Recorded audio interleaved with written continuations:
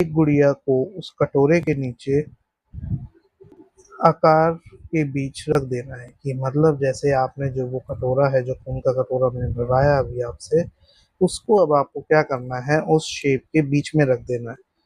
उस आकार के जैसे ही आप बीच में रखोगे, फिर आपको वो गुड़िया लेकर उसी कटोरे के बिल्कुल ठीक नीचे रखनी है, जो चौथी गुड़िया जो अलग है अभी।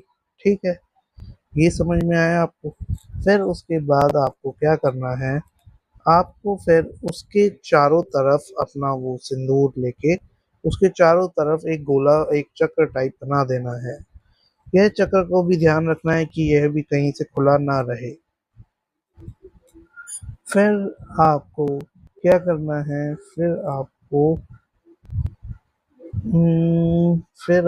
करना है कि आपको अपनी जिन मोमबत्तियों का सिरा आपने एक अपने मतलब कैसे कहेंगे कि पहले आप जो आपने मतलब मोमबत्ती ऐसे बांधी है, उनका जो धागा है, उनका आपने देखा होगा कि अब एक सिरा रह गया है, क्योंकि हमने ऐसा तो है नहीं ना कि दोनों साइड से बांध के ठीक से बांध रखा है।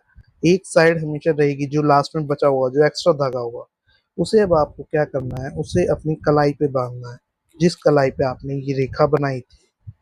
ठीक है, फिर आपको जो आपकी तीन गुड़िया है, उनमें आपने जो खून टपकाया था, उनको अब आप उनकी सिलाई बंद करते हुए उन्हें महसूस करने की कोशिश करें कि क्या आपको अपने शरीर जैसी गर्मी महसूस हो पा रही है। अगर आपको कुछ भी अपने जैसा महसूस हो, तब आप उन्हें अपनी गोद में रख लें और आप वहाँ पे अपनी अपने आकार के सामने बैठ जाए।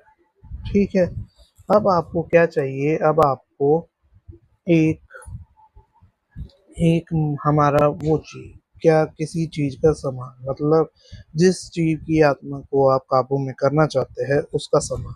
ध्यान रखना है यह सिर्फ मृत बंदों के लिए ही है।